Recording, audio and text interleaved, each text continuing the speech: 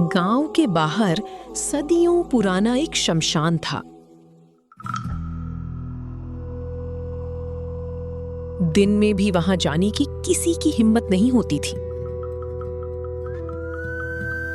कहते थे कि हर अमावस्या की रात वहां एक रहस्यमयी पत्थर का दरवाजा अपने आप खुल जाता है। जिसने भी उस दरवाजे के अंदर कदम रखा वो कभी वापस नहीं लौटा।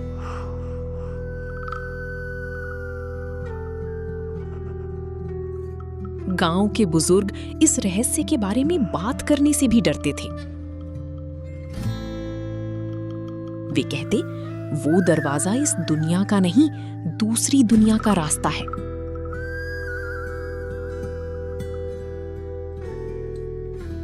लेकिन 22 वर्षीय अर्जुन इन बातों पर विश्वास नहीं करता था। उसे लगता था कि ये सब लोगों की कल्पना है।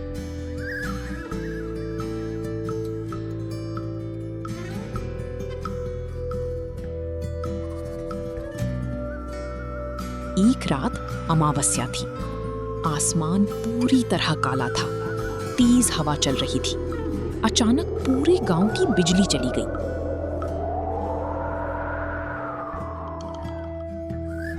उसी समय अर्जुन के मोबाइल पर एक अजीब मैसेज आया।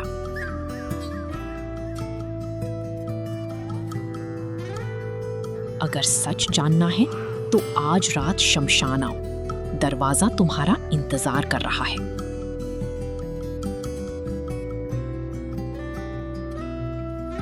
मैसेज किसी नंबर से नहीं आया था। अर्जुन चौंक गया।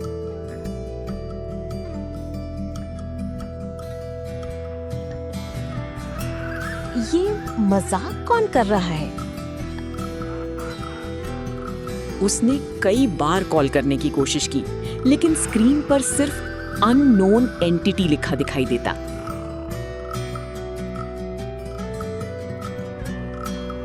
जिज्ञासा ने उसके डर को हरा दिया।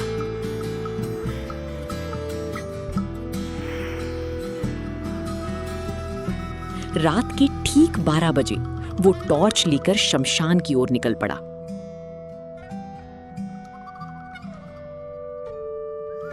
जैसे जैसे वो आगे बढ़ रहा था, हवा और ठंडी होती जा रही थी।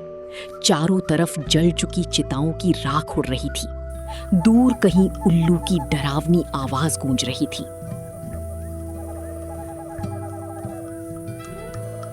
अचानक उसकी टॉर्च अपने आप बंद हो गई। अरे, अभी तो बैटरी पूरी थी। तभी उसके पीछे किसी के पैरों की आवाज आने लगी। ठक ठक ठक। अर्जुन ने पलट कर देखा। कोई नहीं था। लेकिन जब उसने फिर आगे देखा तो सामने एक बूढ़ा आदमी सफेद कपड़ों में खड़ा था। उसकी आंखें पूरी तरह काली थीं। वापस चले जाओ, अभी भी समय है।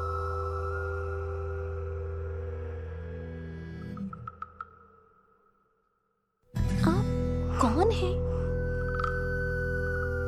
बूढ़ा मुस्कुराया और अगले ही पल धुएं में बदलकर गायब हो गया।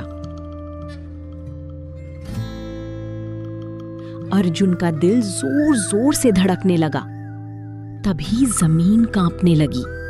शमशान के बीचों बीच लगी विशाल पत्थर की चट्टान धीरे धीरे खिसकने लगी।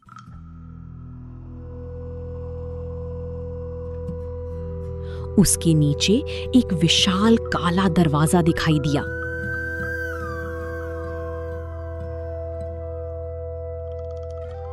दरवाजे पर खून जैसे लाल अक्षरों में लिखा था, जो अंदर जाएगा वो अपना अतीत खो देगा। दरवाजा अपने आप चर्र की आवाज के साथ खुलने लगा।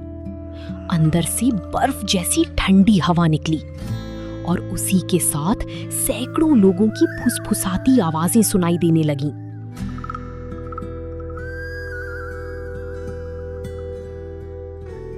आ जाओ, हम तुम्हारा इंतजार कर रहे हैं। अर्जुन कांपते हुए उस रहस्यमयी दरवाजे की ओर एक कदम बढ़ाता है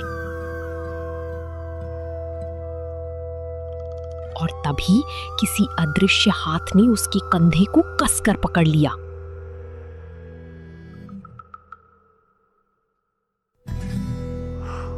अर्जुन के कंधे पर रखे उस बर्फ जैसे ठंडे हाथ की पकड़ हर पल मजबूत होती जा रही थी। उसका पूरा शरीर कांपने लगा। उसने धीरे धीरे पीछे मुड़कर देखा।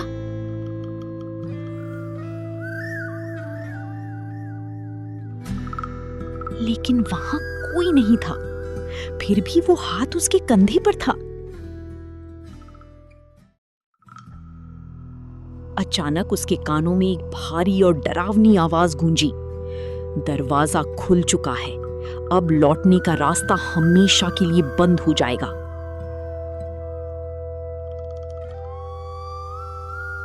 अर्जुन ने घबराकर उस अदृश्य हाथ को झटका दिया और पूरी ताकत से आगे की ओर दौड़ पड़ा।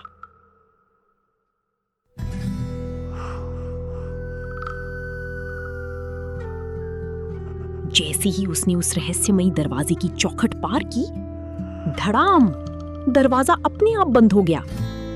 पूरा वातावरण बदल चुका था। आसमान बिल्कुल लाल था। चारों ओर घना धुआं फैला हुआ था। जमीन काली राख से ढकी थी और दूर दूर तक सूखी टेढ़ी मेढ़ी पेड़ खड़े थे, जिनकी टहनियां किसी इंसान के हाथों जैसी दिखाई देती थी।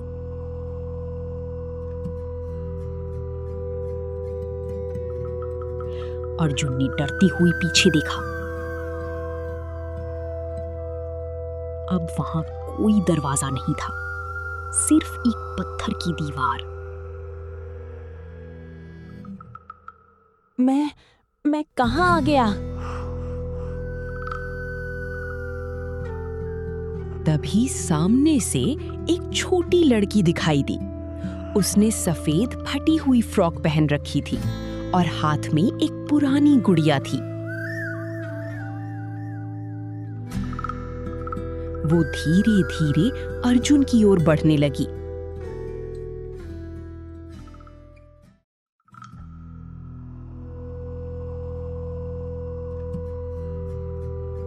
क्या तुम मुझे मेरे घर छोड़ दोगे? अर्जुन को उस पर दया आ गई।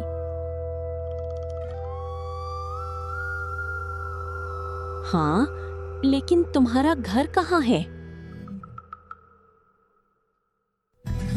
लड़की ने बिना कुछ कहे अपनी उंगली पीछे की ओर इशारा किया।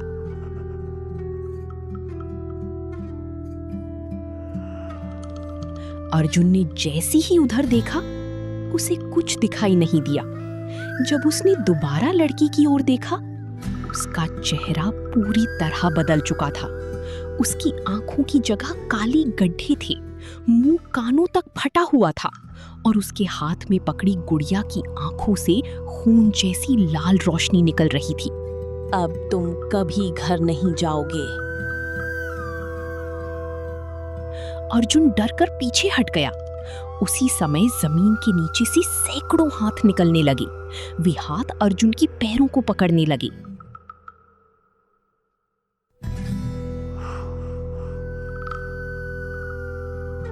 वो पूरी ताकत से भागा। बचाओ, कोई मुझे बचाओ। भागती भागती उसी दूर एक प्राचीन मंदिर दिखाई दिया।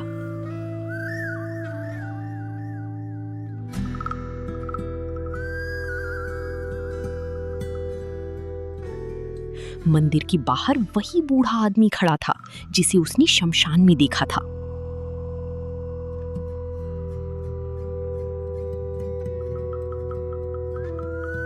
जल्दी अंदर आओ, वरना ये आत्माएं तुम्हें जिंदा नहीं छोड़ेंगी।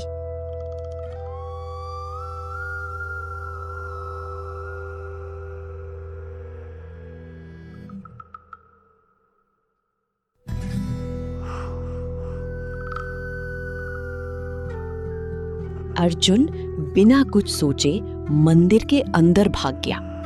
जैसे ही वो अंदर पहुंचा, मंदिर का दरवाजा अपने आप बंद हो गया। बाहर हजारों आत्माएं जोर जोर से दरवाजा पीटने लगी। धड़ धड़ धड़। बूढ़े ने अर्जुन की ओर देखा और धीमी आवाज में कहा, जिस दरवाजे से तुम अंदर आए हो उसे बंद करने का केवल एक ही तरीका है, लेकिन उसके लिए तुम्हें शमशान के रक्षक का सामना करना होगा। इतना कहते ही मंदिर के गर्भगृह से भारी कदमों की आवाज आने लगी। ठक ठक ठक। अचानक अंधेरे से दो लाल चमकती आंखें दिखाई दी और पूरा मंदिर जोर से कांप उठा।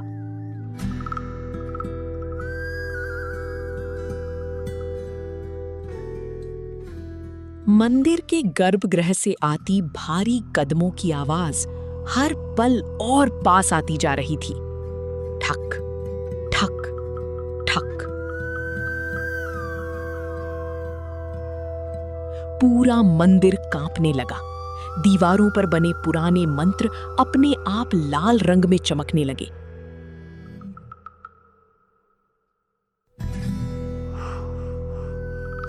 हवा में राख उड़ने लगी और घंटियां बिना किसी के छुए अपने आप बजने लगी।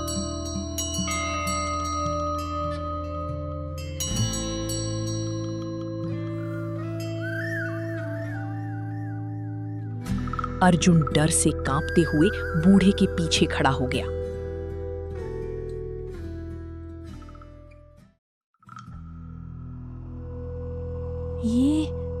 ये कौन आ रहा है? बूढ़े ने गहरी सांस ली।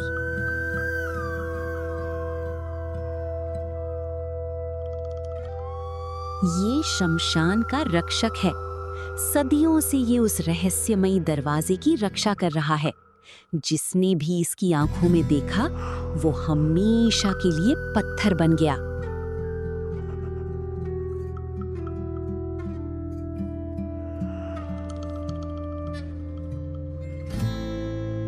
इतना सुनते ही गर्भगृह का विशाल पत्थर का द्वार अपने आप खुल गया।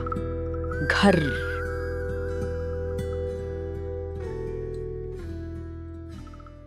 घने धुएं के बीच से लगभग 10 फीट लंबा एक विशालकाय रक्षक बाहर निकला। उसके शरीर पर जली हुई लोहे जैसी काली कवच थी। हाथ में एक विशाल त्रिशूल था और उसकी आंखें आग की तरह लाल चमक रही थीं।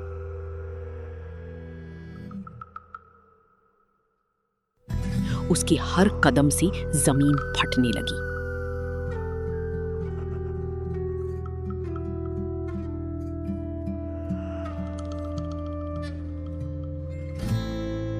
जिसने निषिद्ध दरवाजा खोला है वो जीवित वापस नहीं जाएगा।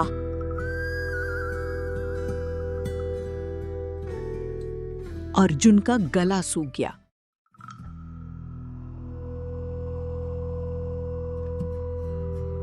रक्षक ने त्रिशूल जमीन पर दे मारा। धड़ाम!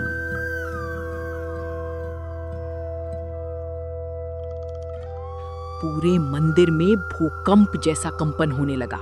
छत से पत्थर गिरने लगे। बूढ़े ने अर्जुन को एक पुराना ताबीज देते हुए कहा, इसे अपने गले में पहन लो।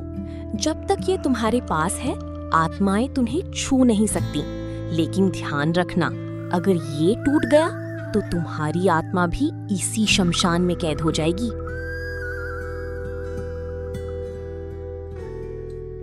अर्जुन ने तुरंत ताबीज पहन लिया। अचानक रक्षक ने अपनी लाल आंखों से अर्जुन को घूरा। ताबीज हल्की सुनहरी रोशनी से चमक उठा। रक्षक एक पल के लिए रुक गया।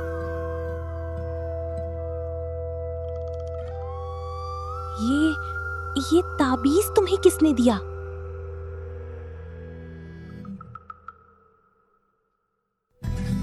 मैं कभी इस शमशान का पुजारी था। मैंने वर्षों तक इस दरवाजे को बंद रखा, लेकिन एक लालची तांत्रिक ने इसे खोल दिया और तभी से मैं भी इस दुनिया में फंस गया। इतना कहते ही मंदिर के बाहर से हजारों आत्माओं की डरावनी चीखें सुनाई देने लगी। दरवाजा खोलो, हमें आजाद करो। अचानक मंदिर की दीवारों पर लंबी लंबी दरारें पड़ने लगी।